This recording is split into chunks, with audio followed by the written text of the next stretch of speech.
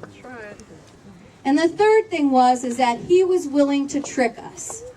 Trick the Senate Democrats to coming back to the state under the pretense that he was willing to negotiate with us. Yeah, right. And the Senate Republicans could then run to the floor and pass his bill without any Senate Democrats voting. That's right. So how do you negotiate in good faith with a governor like that? How do you trust someone like that? Recall!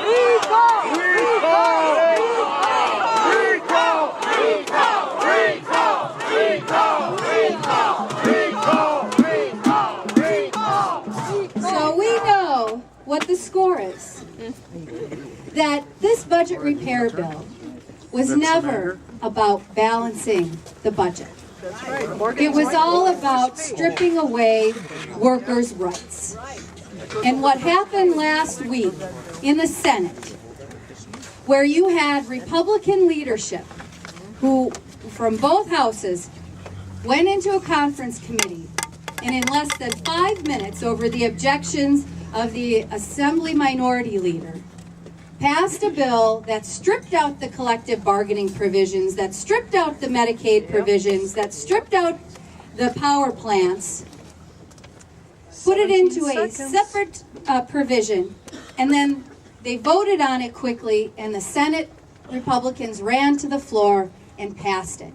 And in less than 30 minutes, they undid 50 years of workers' rights in the state of Wisconsin.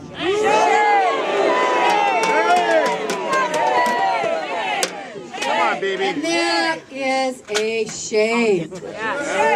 Shame, shame, shame. Came on Fitzgerald. And then the next day, the Assembly took up that bill.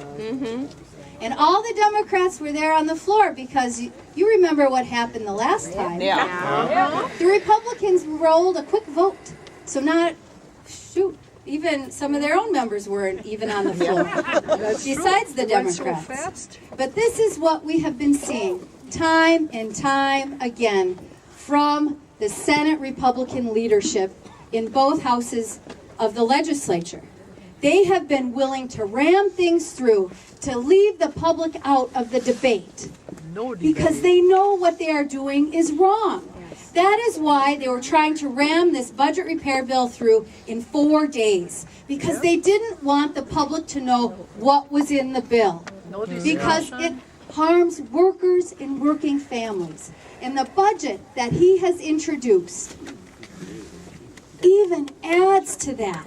He balances the budget on the backs of working families. And that is wrong. Where does that leave us?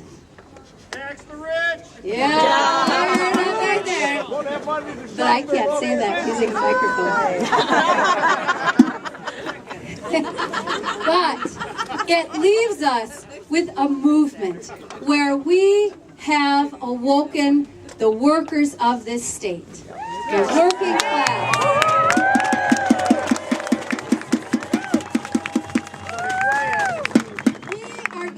Fight this law in the courts because we need to make sure that it's overturned. And we need to make sure that these recall elections, that if these Republicans were not willing to listen to their constituents and they were more afraid of Governor Walker and they wanted to be his rubber stamps, then they cannot be trusted with office.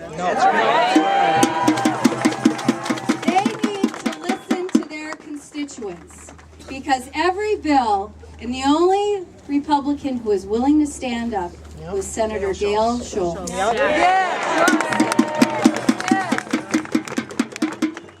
All of the rest of them, even though they had expressed concerns about the bill, a number of them, they still voted for it. So now the fight is going to continue on two fronts. In the courts and at the ballot box. And we're going to continue to stand up for workers in the legislature and for working families, because there is this budget bill, this 2-year budget bill that's coming up, that I can imagine the Republicans are want to pass through probably during the dark of night, which is also a pattern of theirs. But that we have to stand up, and we have to let our voices be heard. We can't allow them to gut our public education system. We can't allow them to so deeply cut local governments that they can no longer afford to provide the services that their citizens depend on. And we can't afford seniors, the elderly, the disabled, our children, to have the budget balanced on their backs. We need to stand up. We have been standing up, and we need to continue that fight.